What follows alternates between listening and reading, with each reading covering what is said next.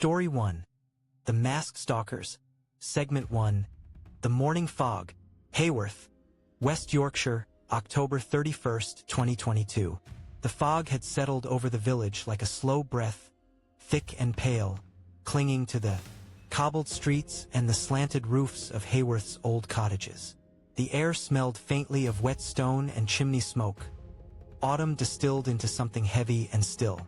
Oliver Hayes stood on his porch with a mug of coffee steaming between his hands, the rising sun no more than a smear of silver behind the haze.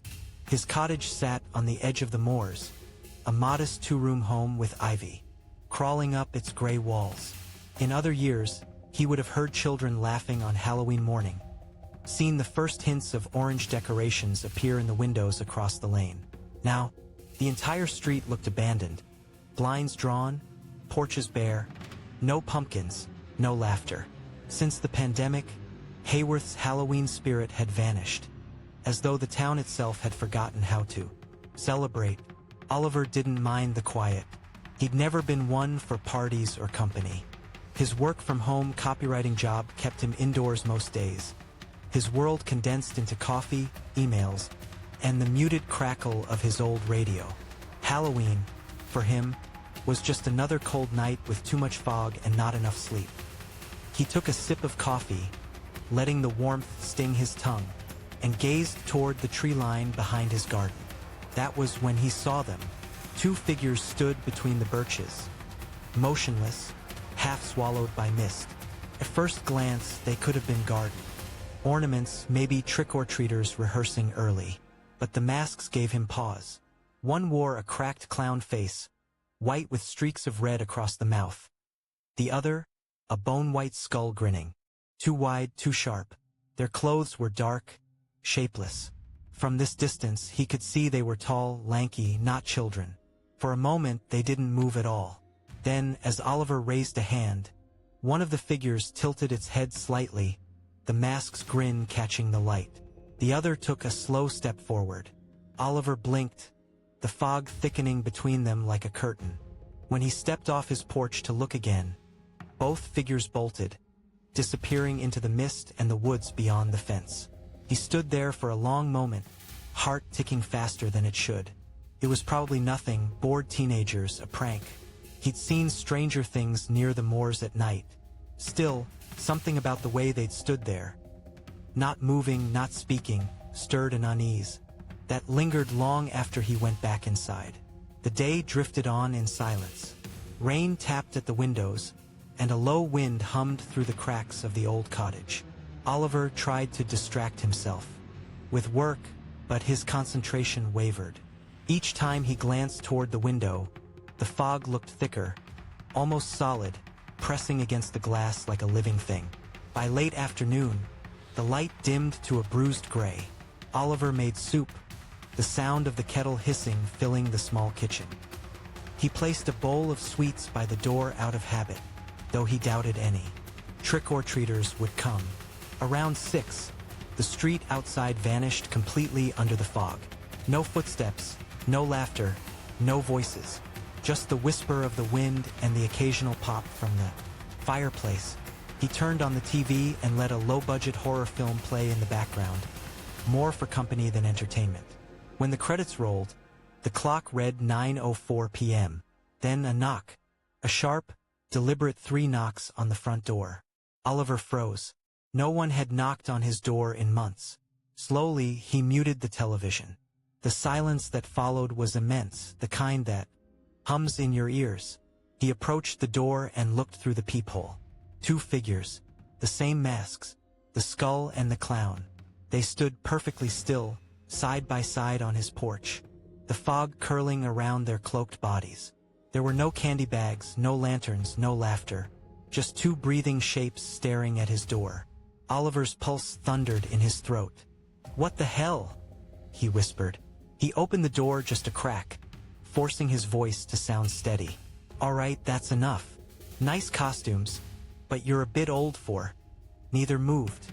The one in the clown mask tilted its head again, that same jerky, unnatural tilt from earlier in the day.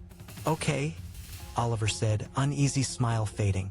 "Happy Halloween." He dropped a handful of candy onto the porch and shut the door, locking it. The silence on the other side stretched for a full minute. Then, faintly, footsteps, slow, deliberate, retreating into the fog. Oliver exhaled, half laughing, half shaking. Probably kids from up the hill, he thought, trying to spook the weird guy who lives alone by the moors. He poured himself another drink, turned the TV back on, and tried to convince himself it was over. It wasn't. At 2:07 a.m., he woke to the sound of pounding. Not a knock this time, but violent, rhythmic hammering on the front door. He sat upright, heart slamming. The pounding continued, harder now, rattling the frame. "Stop!" he shouted. "I'm calling the police." He grabbed his phone, creeping toward the landing window. Outside, under the dim orange porch light, stood the skull-masked figure, shoulders heaving as it struck the door again and again with its fists. Oliver's breath hitched. He was about to dial 999 when he heard something else, a sound inside the house, a faint creak of a floorboard. Behind him, he spun. In the reflection of the dark kitchen doorway, something moved. A figure stepped out, tall, cloaked in black, the clown mask glinting as it caught the light from the hall. In its hand, a thin, gleaming blade. Oliver stumbled backward, nearly tripping over the stairs. He sprinted up, slamming his bedroom door, dragging a chair against it. His fingers shook as he dialed the emergency number. 999, "What's your emergency?" "There are people in my house. 2 men, they've broken in. One's got a knife." "Stay where you are, sir." "Are you locked in?" "Yes, upstairs." Below, footsteps, whispering. 2 voices, low, urgent, like they were arguing. Then silence. The sound of the front door creaking open. Then running. The faint thud of retreating steps, swallowed by fog. When the police arrived, the house was empty. A back window latch had been snapped, clean off. On the kitchen counter, the candy bowl lay overturned, pieces scattered across the floor like broken teeth.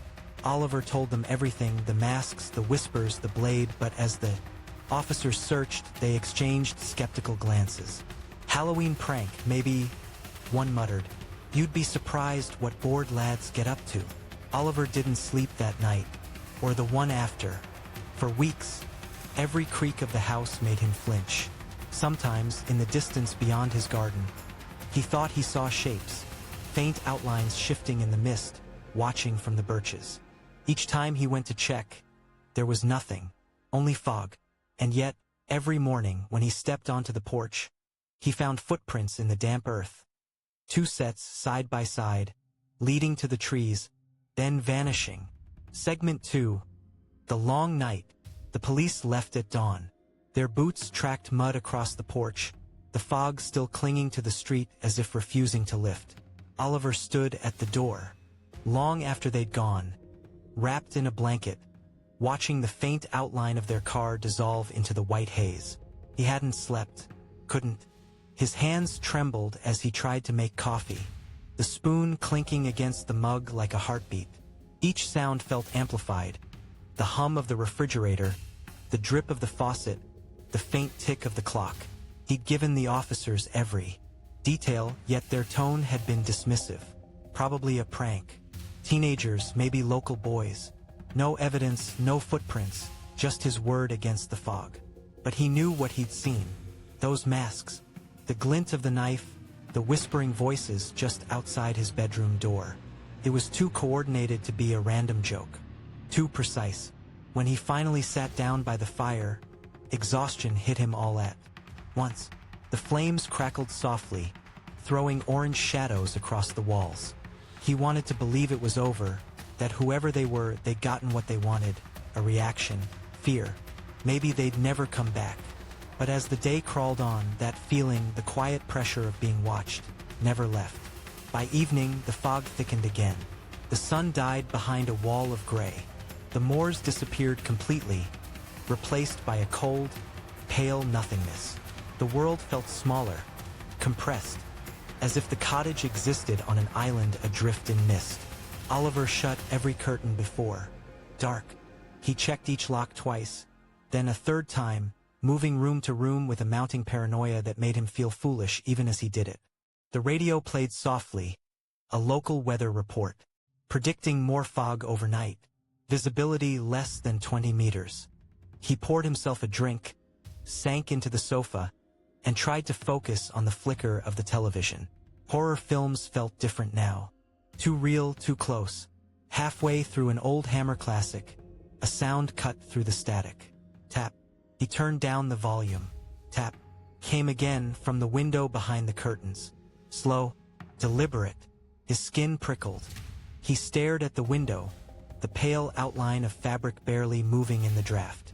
"It's a branch," he whispered to himself. "Just the wind." But the tapping continued. 3 measured knocks exactly like the night before. Heart pounding, he crept closer and pulled the curtain aside an inch. Nothing. Just his reflection in the glass, ghostly in the dim light. He let the curtain fall, trying to steady his breath. But when he turned, bang! The front door shook violently, a single brutal hit. Then another. Oliver stumbled backward, knocking over the glass on the coffee table. The sound came again. Bang, bang, bang, rattling the entire frame. "Who's there?" His voice cracked. "I'm calling the police." Silence. Then faintly, from the other side of the door, a laugh. Low, muffled. The kind of laugh that doesn't come from amusement but satisfaction. He backed away, reaching for his phone. 999. The ring seemed to stretch forever before a calm operator answered. "Emergency. What service do you require?" "Police. They're back. Someone's trying to break in." "Stay on the line, sir. Can you confirm your address?" He gave it, breath shaking. "Officers are en route. Do not open the door." The operator's voice was steady, professional. But Oliver barely heard her. His gaze was fixed on the door, on the faint, rhythmic scraping now sliding along the wood, like metal dragged slowly across the surface. Then it stopped. Minutes passed. 10, maybe 20. The fog outside glowed faintly with the distant light of street lamps, distorted by the mist. When the knock came again, it was softer, polite, almost. He turned the TV off and waited. Another knock, and then a whisper, so close it might have been inside his head. "Oliver." The sound was hoarse, deliberate, dragging his name out like a threat. He froze. He hadn't told the police his full name over the phone yet. Whoever was out there knew him. The knock came once more, then silence. When the police finally arrived, blue lights flashing dimly through the fog, there was no one outside. No footprints, no evidence of forced entry. Just faint scratches on the wood and what looked like dried mud smeared near the handle. They took another report, more thorough this time, but he could tell from their faces they didn't believe him. After they left, Oliver sat in the dark for a long time, the clock ticking toward midnight. The fog pressed against the windows like a living thing. Every noise felt amplified, the pop of the fire, the creak of the floorboards, the faint hum of wind under the door. When he finally fell asleep on the sofa, it wasn't rest. It was exhaustion, brief blackout of consciousness. He woke hours later to a new sound, something soft, rhythmic. Scratch, scratch, scratch. He sat up. The fire had burned low, painting the room in dull embers. The sound was coming from the kitchen. Oliver moved slowly, bare feet silent on the floorboards. The sound grew louder, closer to the back door this time. Scratch, pause, scratch. He flicked on the light. The noise stopped. The kitchen looked empty, except for the back door, where something dark smeared across the lower panels. He crouched down, heart hammering. Mud. No, not mud. Grease? Something darker. Finger streaks. Someone had been dragging their hand along the door. The phone was still in his pocket. He almost called again, but stopped. What would he even say? That someone was playing with him through the fog? Instead, he bolted the back door, shoved a chair against it, and went upstairs, too afraid to look out the windows. Sleep came in fragments. Every time his eyes closed, he heard the same whisper. "Oliver." sometimes faint, sometimes right next to his ear. When morning light finally pushed through the curtains, he half expected to find the house ransacked. But everything was still. The only sign of disturbance was at the back door. 5 streaks of dark grime running downward, spaced like fingers. He scrubbed them clean, forcing himself to breathe normally. It was over. It had to be. He spent the rest of the day researching alarms online. He found a local security installer, Haworth lock and safe, and booked an appointment for the next morning. Still, that night, the fog returned. As he stood by the window, staring into the white abyss beyond his garden, he caught movement. A flicker, far beyond the fence. A figure, standing in the same spot as before between the birches. A skull mask, faintly visible through the fog. Then, beside it, another shape, the clown. They didn't move, didn't approach, just stood there watching. Oliver closed the curtains slowly, locked the door, and whispered to himself, "Tomorrow. The alarms go in tomorrow." But even as he said it, a quiet dread coiled in his chest, because somehow he already knew they wouldn't wait until tomorrow. Segment 3. The Return. The morning arrived gray and brittle, the kind of light that never quite breaks the fog. Oliver didn't sleep much, if at all. Every hour or so he'd jolt awake, convinced he'd heard movement downstairs, only to find the house perfectly still. By 9, he was pacing by the front door, waiting for the locksmith. The kettle boiled dry on the counter. His eyes ached from the strain of sleeplessness. He couldn't shake the image of those 2 figures standing motionless in the garden.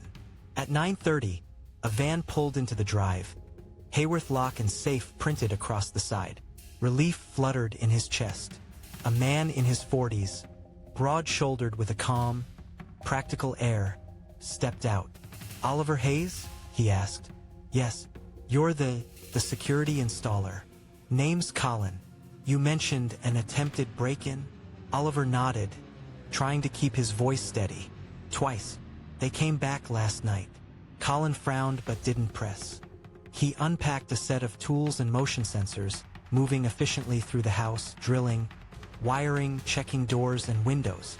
Oliver hovered, flinching at every sound of the drill.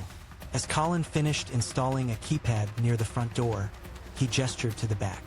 "This latch looks like someone's already tampered with it." Oliver's stomach twisted. "You mean recently?" Colin wiped his hands. "Hard to say. Could be weeks. But..." He hesitated. "You might want to think about getting better outdoor lighting. Motion triggered, maybe. This fog makes it easy for anyone to hide out there." Oliver nodded. Yeah, I'll do that." By afternoon, Colin was gone. The silence felt. Again, watching the flickering light dance against the walls. The air felt thick, pressing. Outside, the fog rolled in earlier than usual, curling against the windows like a tide of ghosts. He tested the new keypad before bed. Each beep felt like reassurance. But as he lay awake, the house seemed to shift around him. The creak of wood settling, the faint hum of the heater. At one point, he thought he heard a door softly click downstairs. He told himself it was the system adjusting to the temperature. Just after 2 a.m., the alarm beeped once, sharp and singular. Not the full siren, just a warning tone. Oliver's eyes snapped open. He sat upright, heart thundering. The display on the wall by the bedroom door glowed faintly red. Zone 3, motion detected. Kitchen. He froze. The kitchen. Every instinct screamed to stay put. But then came another sound, unmistakable this time. The whine of the back door hinge. Slow. Careful. He slipped from the bed, grabbed his phone, and crouched low as he moved toward the landing. His bare feet felt icy against the wood. From below, the faint scrape of shoes on tile. He tapped the emergency button on his phone. A quick shortcut to 999, but before he could speak, the alarm suddenly cut out. The red light on the panel blinked once, then went dark. The line to the police went dead. "Shit," he whispered. A voice rose softly from the kitchen. A man's voice, deep and coarse. "Where is he?" Then another. Upstairs. I told you. Oliver backed away from the landing, heart hammering so violently he could hear it in his ears. He ducked into the nearest room, the guest bedroom, and eased the door shut. From below came the sound of something heavy dragging, wood against wood. Then footsteps, deliberate and unhurried, on the stairs. He looked around for something to defend himself. The only object within reach was an old walking stick from his late grandfather, propped in the corner. He gripped it tightly. The steps reached the landing. He could see a shadow stretching under the crack of the door. Long legs, one slightly limping. The same gait he'd seen. That first morning in the garden. The door handle turned. He held his breath. Stopped halfway. Then turned the other way, testing. Then silence. Oliver's phone buzzed faintly. He flinched. A text. From an unknown number. Still awake. The blood drained from his face. Another message came almost instantly. You shouldn't have locked the door. The footsteps moved. Again back toward the stairs. Oliver forced himself to breathe, trembling. The texts kept coming. You saw us first. We just wanted to play. Why'd you call the police? He turned the phone off, heart pounding, praying the faint glow hadn't given away his position. Minutes passed. Then, a loud crash downstairs. The unmistakable shatter of glass. Then the alarm came back on, blaring in a sudden, deafening wail. It was followed by a scream, not his own. One of them had tripped a sensor or broken something, setting it off. Oliver bolted. He threw open the window and climbed onto the narrow ledge outside, cold air cutting into his lungs. From below, he could hear chaos, footsteps, yelling, the shriek of the siren bouncing off the stone walls of the cottage. He didn't look down. He leapt from the ledge into the damp grass below, rolled hard, and scrambled toward the gate. Behind him, a door slammed. Oliver! The voice mocking, distorted. The mask. He ran barefoot through the fog, across the narrow lane, down the slope toward the moors. His breath came in sharp, panicked bursts. The mist was so dense it glowed faintly from the security. Lights flickering behind him. He didn't stop until he reached the edge of the woods. Only then did he turn. The cottage stood faintly visible through the fog. One window smashed. Alarm lights pulsing red in the distance. No one followed. He stayed there until dawn. When the police found him, sitting in the grass hours later, he could barely speak. They searched the cottage. One of the back windows had been shattered inward. A trail of footprints, adult-sized, boot prints, led across the kitchen floor and vanished at the back fence. But the phone messages were gone. His entire inbox had been wiped clean. They asked if he could identify the suspects. He couldn't. The masks had hidden everything. Their faces, their voices, even their humanity. That night, he packed a single bag. By morning, he was gone. The cottage sat empty for months before the landlord listed it again. The new tenants never stayed long. They said they'd hear tapping at the window at night or laughter just outside the back door. One claimed she'd found a Halloween mask, cracked, faded, buried in the soil by the garden fence. Story 2. The Predator in the Moors, Segment 1. The Lone Camper. The North York moors stretched endlessly beneath a pale sky, rolling fields of heather and stone walls fading into mist. To Oliver Hayes, they had always been a place of solace, somewhere vast and empty enough to quiet the noise in his head. It had been months since the Halloween night in Haworth, months since the intruders. Yet the memory clung to him like the fog itself. The cottage was long gone. He'd sold most of his belongings, moved to a small flat in Skipton, and told himself he was starting over. But the silence of the moors called him again. He wanted to prove something, that fear hadn't broken him, that he could still be alone without losing his mind. So on a gray Friday morning in late November, he packed his tent, a rucksack, and enough food for 2 nights, and drove his old Land Rover deep into the moors. The further he went, the fewer houses he saw, until the last sign of civilization, a roadside cafe, disappeared in the rearview mirror. By mid-afternoon, the sky had dulled to pewter. He parked near a narrow trail that wound between crumbling stone walls and twisted birch trees. The air smelled of peat and cold rain. Oliver stepped out, breathing deeply. For a moment it felt good, grounding, even peaceful. He slung his pack over his shoulder and began the hike, boots crunching over frost-stiff grass. The moors were silent except for the occasional cry of a distant crow. No wind, no traffic, no voices. Just the hum of the earth beneath the fog. After an hour, he found a small clearing, flat ground bordered by 2 boulders and a thin stream. He pitched his tent there, setting his sleeping bag and lantern inside before collecting a few dry twigs for a fire. As he worked, he noticed how quickly the light faded. By 4 p.m., the world was already sliding into twilight. The fog thickened, blurring the horizon into a soft gray curtain. He lit the fire, fed it until the flames rose high, and sat back with a tin of soup and a flask of coffee. The fire's warmth felt alive against the creeping chill. For the first time in months, he felt something like calm. He stared into the flames, letting their flicker hypnotize him. The hiss of burning would fill the air. The world outside the circle of firelight vanished. Just him, the orange glow, and the soft murmur of the stream. When the first sound came, it was subtle, the faintest crunch of grass beyond the firelight. Oliver froze. He glanced toward the trees. The fog swirled, hiding everything beyond a few meters. He listened, nothing. Probably a deer, he muttered. He went back to his coffee, trying to steady his pulse. But then it came again. Crunch. Slow. Deliberate. He looked up sharply, flashlight in hand. The beam cut through the mist in a narrow cone. Nothing. Just the gray. He shone it left, right. The light caught a shimmer, like eyes reflecting, but when he focused, it was gone. The fire popped, startling him. He laughed nervously at himself. You're hearing things. Still, he checked his phone. No signal, of course. Just an empty screen and the mocking word. No service. By 8 p.m., the fire had burned lower. The temperature had dropped sharply. His breath came out in white plumes.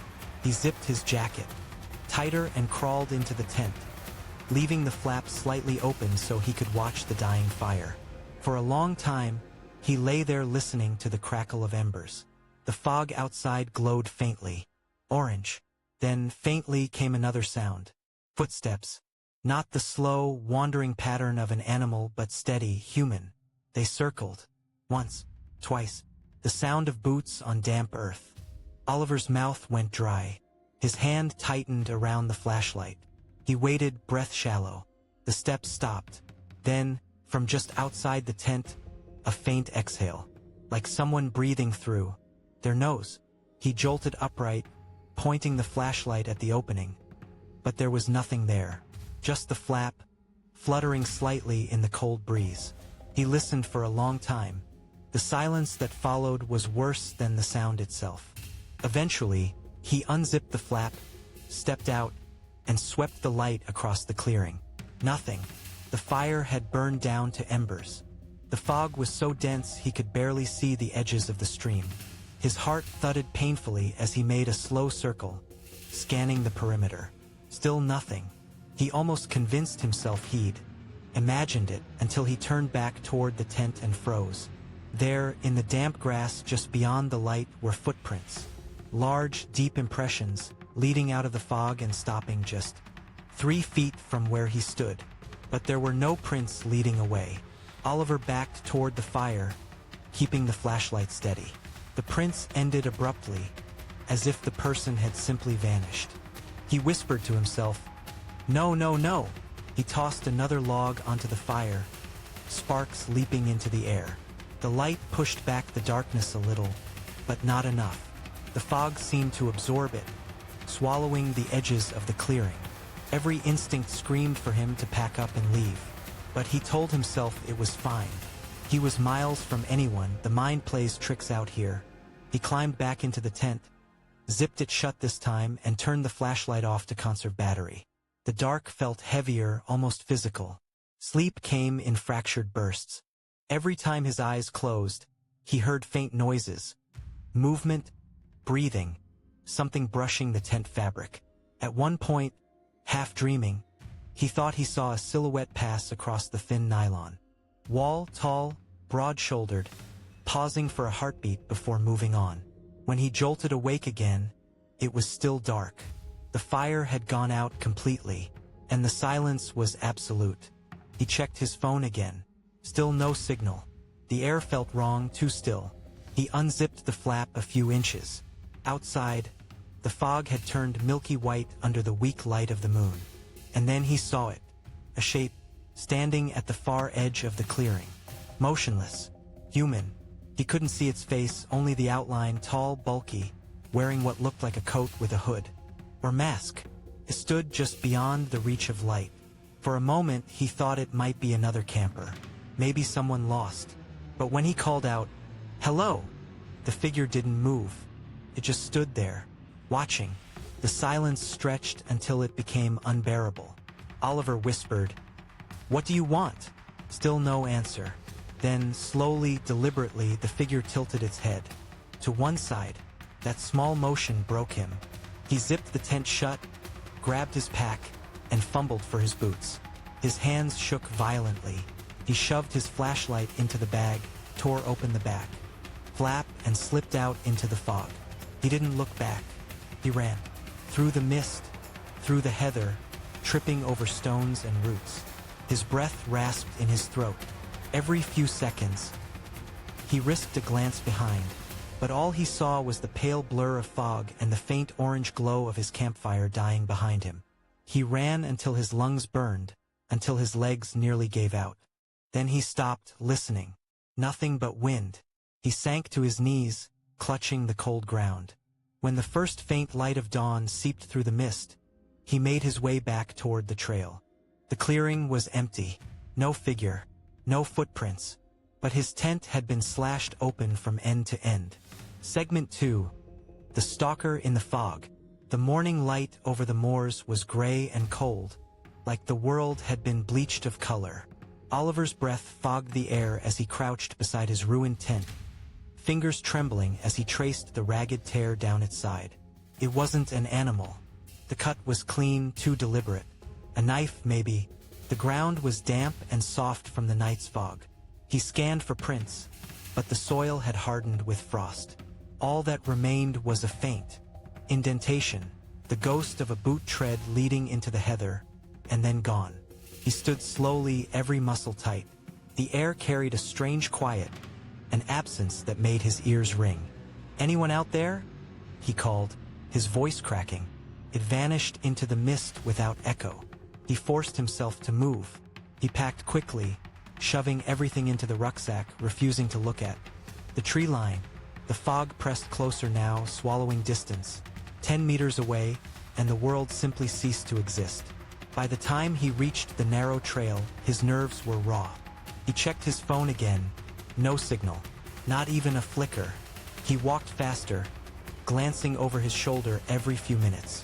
The sound of his own boots crunching frost was rhythmic. Too rhythmic. When he stopped, the sound seemed to go on for half a step longer. He froze. Waited. Nothing. The moors were a pale wasteland, the fog rolling in sheets like waves. The path curved between tall ridges of grass and heather, each one looming like a wall. He tried to focus on simple thoughts. Reach the car, drive, leave. But the fog made every direction look the same. After 30 minutes, he realized he'd looped the same bend twice. He recognized the fallen birch with its crooked branch. His heart sank. He stopped, forcing himself to breathe. The fog thinned for a brief second, and that's when he saw it. A figure, far ahead, barely visible through the mist, standing still, facing him. The same shape as before, broad, heavy coat, hood pulled low.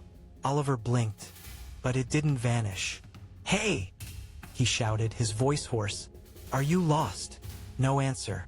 He took a hesitant step forward. The figure didn't move. The fog rippled around it, giving the illusion it was swaying. Then it did move, one slow, deliberate step closer. Oliver's throat closed. "Stay back." He fumbled for the small camping knife in his pocket. the blade trembling in his grip. He took a step backward, then another. The figure kept walking. Not fast, not running. Just steady, silent strides that closed the distance far too quickly.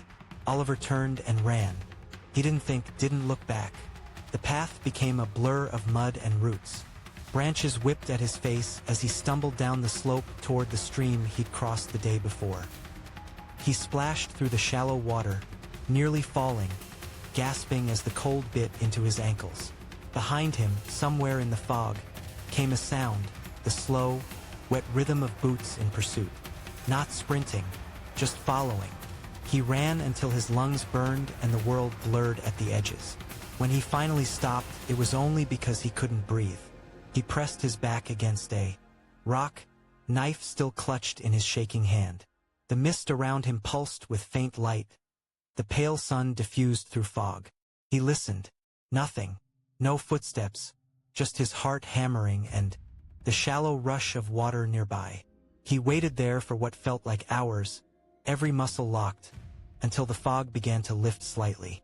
Then, out of the corner of his eye, something caught the light. A shimmer of metal near the ground. He crouched. Half buried in the grass was a bullet casing. Old, weathered, but unmistakable. And beside it, a torn scrap of dark fabric. Thick canvas. Maybe from a coat or jacket. It smelled faintly of sweat and smoke. He turned it over, noticing a stitch pattern along the edge military style. His pulse spiked.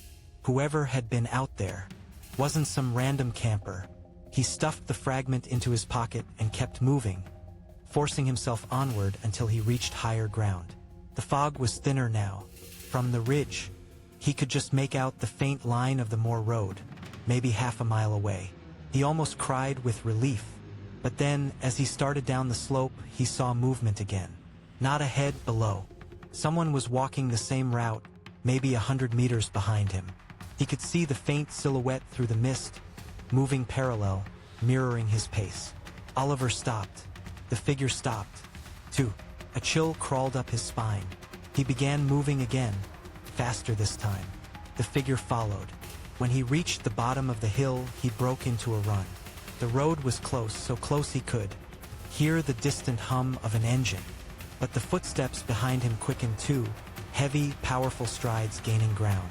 He didn't look back. He burst onto the road, nearly stumbling as his boots hit the tarmac. A single car passed in the distance, headlights cutting through the fog. "Help!" he shouted, waving frantically. The car didn't slow. He turned, chest heaving, eyes scanning the treeline. The fog hung there, thick and silent. No one, just the whispering wind and the faint hiss of distant rain. He stood there for a long time, knife still clutched in his hand, trying to believe he was safe. Finally, he forced himself to move, down the road, toward where he'd parked. Each step felt heavier, as if the fog itself resisted him. When he reached the land rover, his relief was almost physical. He fumbled with the keys, slammed the door shut, and locked it twice. He sat there, panting, staring through the windshield at the gray expanse ahead. Then something thudded softly against the rear of the vehicle. He froze. Another thud. Slow. Measured. He twisted around. Through the rear window, all he could see was mist, white and endless. But faintly, just faintly, there was a smudge of movement. Something brushing against the glass. Then a handprint, pressed flat against the inside of the condensation right next to where his own breath fogged the glass. Oliver's heart stopped. He was alone in the car. He checked. The realization hit like ice the back seat. He turned slowly. Empty. No one there. But the handprint remained. Smeared, wet, sliding down the window as if drawn by invisible fingers. He stared until it faded. Finally, with shaking hands, he started the engine and drove. He didn't stop until he reached the nearest village, a cluster of cottages and a pub with a dimly lit sign, the Moorland Arms. Inside, people stared as he stumbled in, mud-streaked and pale. He tried to explain, but the words came out broken. "Someone followed me out there." The barman listened quietly, his expression unreadable. When Oliver finished, the man nodded slowly. "Best stay off them moors this time of year," he said. "People go missing sometimes. Fog plays tricks on the mind." Oliver wanted to argue, but the man's tone was final, like he'd said it before, many times. That night, Oliver rented a room upstairs. He kept the lights on, knife beside the bed. When he finally looked out the window, the road outside was empty, just fog curling over the fields. But under the lamplight, faint and impossible, were footprints, leading up to the inn, and stopping right beneath his window. Segment 3. The Hunter's Mark. The pub upstairs creaked like an old ship at sea. Oliver lay in bed fully clothed, his rucksack open beside him, knife within reach. The light from the bedside lamp painted the walls a sickly yellow. Every sound, the ticking, pipes, the hum of the radiator, footsteps on the floorboards below, fed his nerves. He hadn't told anyone everything. Not about the figure in the fog, not about the handprint on the window. The barman already looked at him like a man teetering on the edge. So he kept it all to himself. The way the fog had followed him, how it seemed to move like a living thing. Outside, the wind picked up. The inn sign creaked faintly against the wall. Somewhere in the distance, a dog barked once, sharp and sudden, then fell silent. Oliver sat up. He hadn't heard a car or a door, but he felt it. That same pressure in the air he'd known in Haworth, like someone was watching again. He moved to the window and peeked through the curtain. Fog, thick and luminous, under the lamplight pressed against the glass. The footprints were still there, just visible on the wet cobbles. But now there were more. A second set, smaller, running parallel to the first. His breath clouded the glass. He stepped back. "Not again," he whispered. He checked the locks twice, then sat back on the bed, forcing himself to breathe slowly. It was just his mind, he told himself. It had to be. He'd been through trauma, that was all. The doctor had said something about hypervigilance. But then came the sound that shattered that lie. A scrape from the hall outside his door. He froze, every muscle locking. The sound came again. Slow, metallic, deliberate. Someone dragging something along the floorboards. He stood, knife in hand. His heart was a hammer. The hall beyond the door was dimly lit. A narrow corridor with 2 other rooms and the stairwell. He pressed his ear to the door. A faint whisper, low and rhythmic, came through the wood. He couldn't make out the words, but it sounded like breathing mixed with a voice. He backed away, breath shaking. The floor creaked again, closer now. He flicked off the lamp. The door handle turned. He lunged, shoving his weight against it. The old frame groaned, but held. A soft laugh, quiet, breathy, drifted from the other side. Then footsteps retreating down the hall. He waited until silence swallowed everything again. When he finally dared to open the door, the hallway was empty. But something glinted on the floor. A small object, placed neatly against the threshold. He crouched, hand shaking as he picked it up. It was a spent bullet casing, old, tarnished, exactly like the one he'd found on the moors. By morning, the fog hadn't lifted. The barman found Oliver at a table near the fire, pale and hollow-eyed, nursing a cup of coffee gone cold. "You all right, lad?"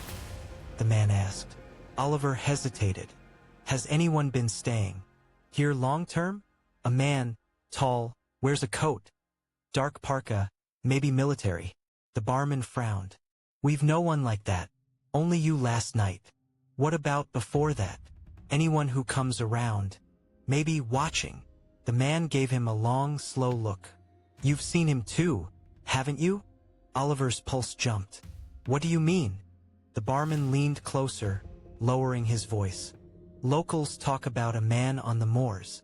Shows up every few years. Never speaks. Just watches. Sometimes follows hikers, never all the way to town. People reckon he's ex-military. Others say he's not right." "Not right how?" The barman shrugged. "Depends who you ask. One story says he was a poacher who shot a constable back in the 80s. Got lost out there, never came back proper. Others say he's something older, something that uses his shape. That's why nobody camps alone anymore. Oliver's mouth went dry. You think he's real? The barman's eyes flicked toward the fog. Outside. I think the Moors remember things that people don't. He left that afternoon, though he wasn't sure where to go.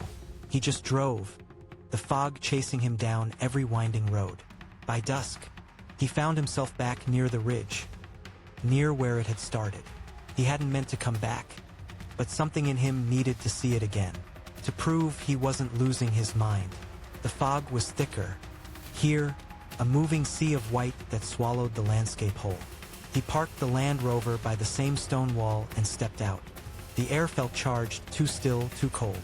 He climbed the slope, slowly, boots sinking into soft moss. Each breath came out ragged, the mist curling around his face. Halfway up, he found something that made his stomach twist.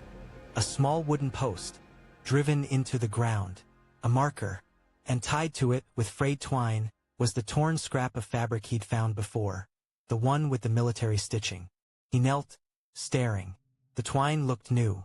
Someone had been here recently. Then he saw the symbol carved into the wood beneath it. A small, crude circle with a line through it. A mark. He touched it and the wood felt warm. That was when he heard the breath behind him. Slow, deep.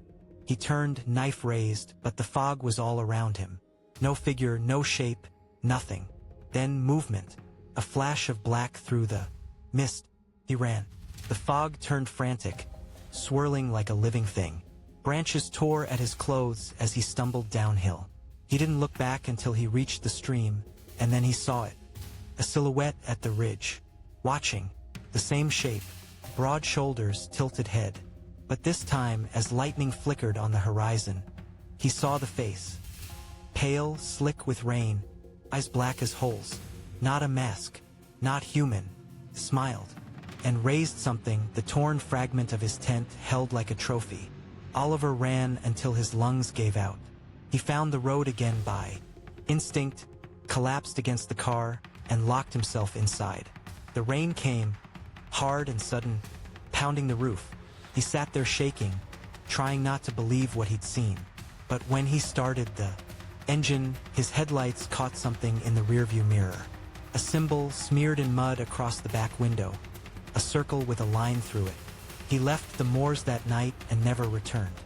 Weeks later, when he reported what had happened, the police found no sign of his campsite or the marker. But they did find a series of bullet casings scattered across the ridge, old, weathered, arranged in a perfect circle. And among them, a single footprint, large, deep, as if someone or something had been standing there waiting. Story 3, Segment 1. The house on the hill. The storm began before dusk. Rain came in sheets, hammering the old terraced houses of Whitby, turning the cobbled lanes into black rivers of reflected light. Oliver watched from the window of his small rented flat on the hill, the North Sea hidden somewhere beyond the rain and fog. It had been 6 months since the moors, 6 months since the mark. He still woke some nights hearing that voice, the scrape of boots, the sound of breathing in fog. He told himself it was over, that the thing man-ghost memory was part of a place he'd left behind. But the truth was simpler. The fear had just moved in with him. The flat was small, neat, and anonymous, the kind of place meant to hold no stories. White walls, one bedroom, no garden. He liked it that way. No windows facing the woods, no moors, no open ground where someone could stand watching. He'd even bought heavier curtains, thick enough to block out everything. And for a while it worked. He returned to part-time work at a supply shop by the harbor, started walking again, even smiled once or twice at the cafe owner across the street. But when the storms came, the kind that rolled in from the North Sea, bringing low thunder and sudden fog, the memories returned. That night, as lightning flickered, Oliver sat on the couch with a cup of tea, the muted hum of the television filling the silence. He'd drawn every curtain. The power had already flickered twice. At 9:15 it went out completely. The lights vanished. The hum died. The room sank into thick, wet darkness. broken only by the occasional flash of white lightning through the edges of the curtains. Oliver waited, listening to the rain drum against the windows. He told himself to stay calm. Power outages were common here, the old buildings, the wind. But then, beneath the thunder, came something else. Faint sound. Tap. He froze. Another. Tap, tap. At first he thought it was the rain. But the rhythm was too deliberate, too slow. Came from the front door. Lightning flashed again, and for a heartbeat he saw a shape on the frosted glass. Pane tall, unmoving. He whispered, "No!" The next flash showed nothing. He moved quietly to the kitchen, grabbed the torch he kept by the fridge and turned it on. The beam cut through the darkness, yellow, narrow, weak. He aimed it toward the front door. Nothing. The sound had stopped. He stood there for a long time, the torch trembling in his hand. When nothing happened, he finally exhaled, laughing softly at himself. "You're jumpy," he whispered. "That's all." He went to check his phone, no signal. The storm had killed the reception too. When he looked up, a flicker of movement caught the corner of his eye. The curtains in the living room, the left one, shifted slightly, as if touched from behind. He froze again. The window was closed. He was sure of it. The torchlight wavered. He stepped forward, each breath shallow. The curtain swayed once more, slow, gentle, as though brushed by a hand. He pulled it back in one motion. Nothing. Just rain streaking down the glass, the faint blur of streetlight through the fog outside. But then he saw it, a handprint, on the inside of the window, smudged against the cold glass, 5 long streaks of condensation, fresh. He stumbled backward, the torch shaking. His stomach dropped, and for a second the world tilted. Someone had been inside. He turned, light sweeping across the room, heart pounding in his throat. "Who's there?" The silence that answered felt alive. He backed toward the hallway, flicking the torch left and right. Bedroom, empty. Kitchen, empty. Bathroom, empty. Then, faintly, from upstairs, came the sound of a creak. Slow, weight-bearing. The floorboards above him. He hadn't even gone upstairs yet tonight. He aimed the light toward the staircase. The narrow steps rose into shadow, the beam trembling along the old wallpaper. He gripped the torch tighter. His hand was slick with sweat. He took one step up, then another. The third stair creaked beneath his weight. Halfway up, he stopped, listening. The sound came again, 2 steps above him. Someone was moving, slowly, deliberately, matching his pace. He whispered, "No, no, no, no." He turned and bolted down the stairs, almost slipping on the wet floor. The torch beam spun wildly as he reached the front door. He fumbled with the locks, shaking so badly he could barely turn the key. Then bang, a deafening crash from the kitchen. He froze. Another bang, pots clattering, something falling to the floor. He forced the door open and stumbled out into the storm, rain slashing across his face. The wind howled through the narrow street, bending the lampposts. He ran into the road, shouting, "Help! Someone's in my house." The storm swallowed his voice. Every window around him was dark. He turned and saw the faint glow of light flicker back to life inside his flat. Just one, upstairs.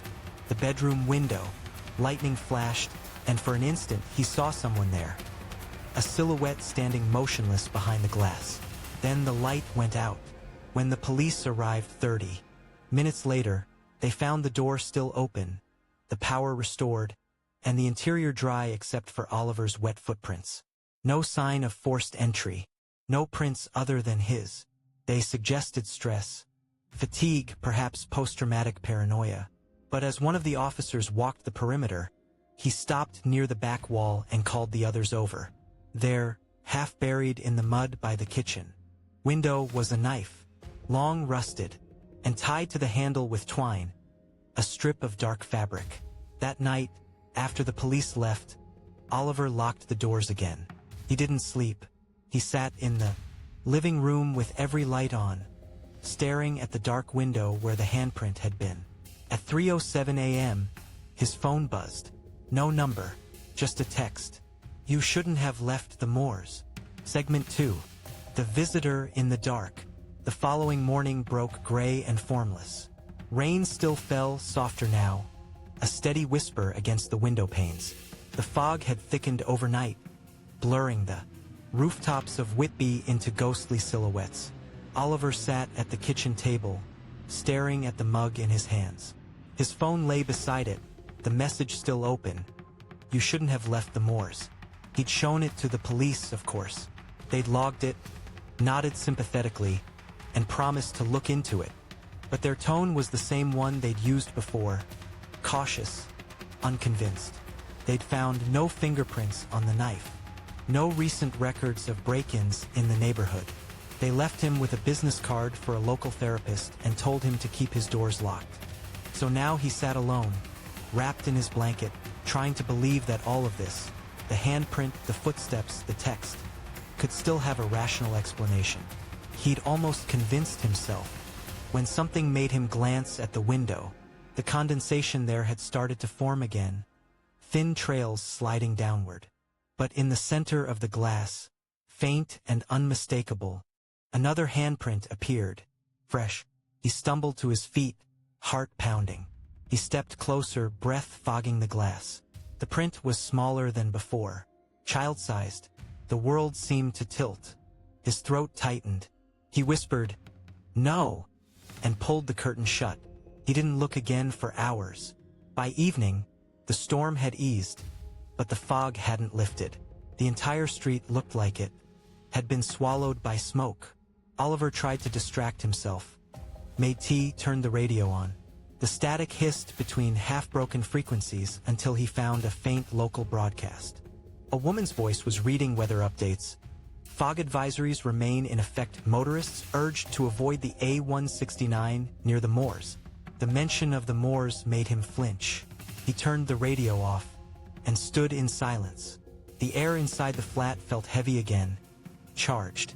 That was when he noticed the smell, faint, metallic, and wrong, like damp earth mixed with iron, came from the hallway. He followed it slowly, the floorboards creaking under his bare feet. The smell grew stronger as he neared the front door. He touched the wood. It was cold, almost wet. When he looked down, a small puddle had formed at the base of the door. Dark water. He crouched. It wasn't water. The color was too dark, the consistency thicker. He recoiled. It looked like blood diluted by rain. He backed away, his heart slamming in his chest. He ran to the window and pulled the curtain aside just enough to peer out. The fog pressed against the glass, opaque and unmoving. There was nothing to see. Nothing but the faint shape of footprints, wet, human, leading up the steps to his door. They stopped there. No return tracks. He dropped the curtain and stumbled back, breathing hard. The phone rang shrill, slicing through the quiet. He jumped. It was the landline, one he barely used. He hesitated, then picked it up. Silence. "Hello?" he said, voice trembling. For a long moment, there was nothing. Then, breathing. Slow, steady, unmistakable. He froze. "Who is this?" The breathing deepened. A rasp through the receiver, intimate, close. Then a voice. Low, male, hoarse. "You left the fire burning." Oliver's blood turned to ice. "What did you say?" Quiet chuckle, wet and broken.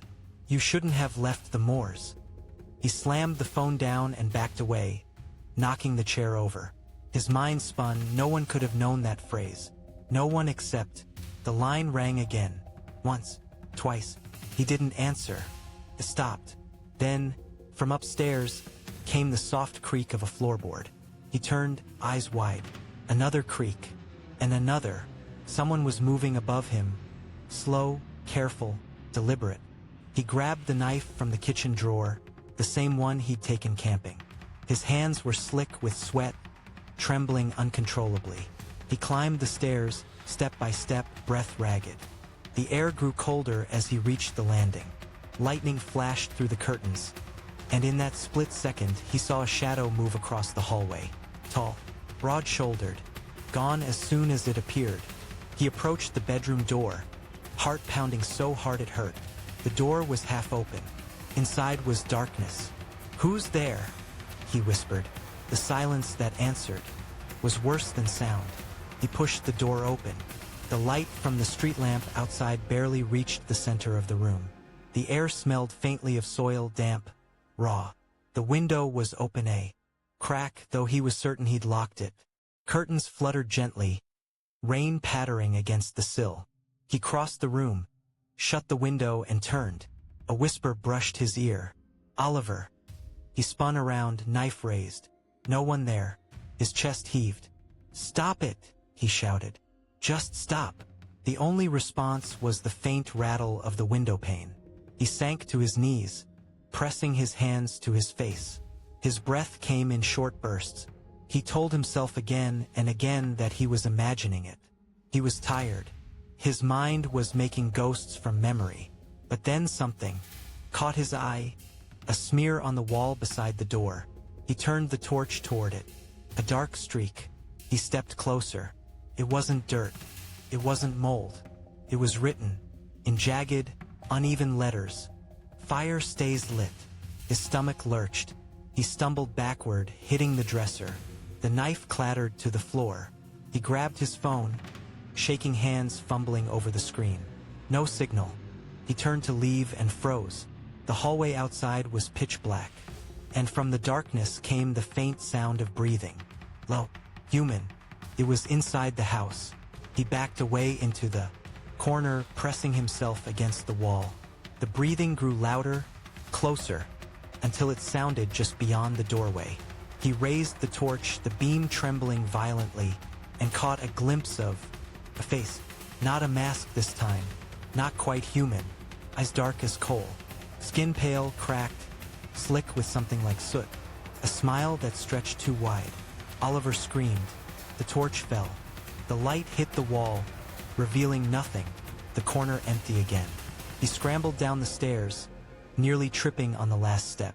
He didn't stop running until he was outside, barefoot in the rain, gasping for air.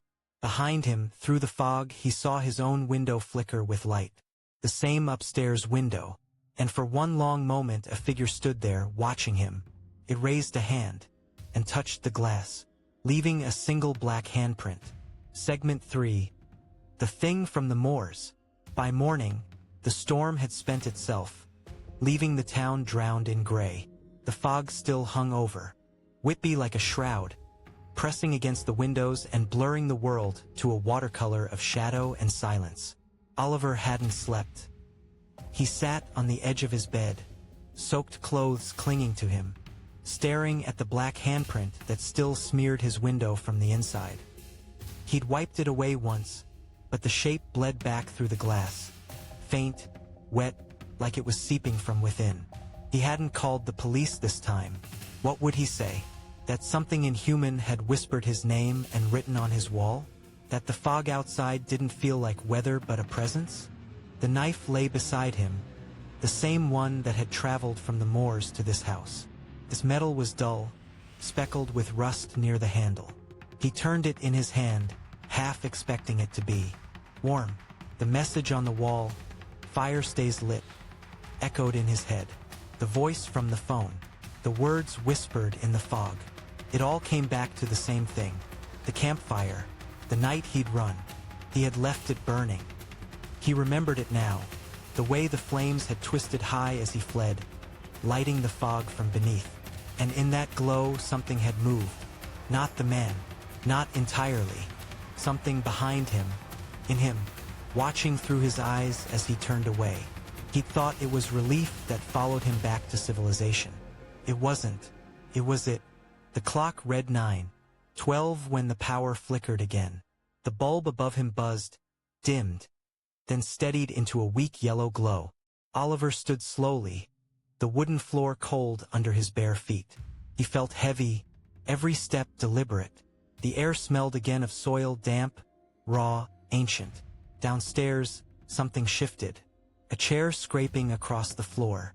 He moved quietly to the landing, gripping the banister. The silence below was thick, viscous. "Who's there?" His voice cracked in the emptiness. A faint thud answered from the kitchen.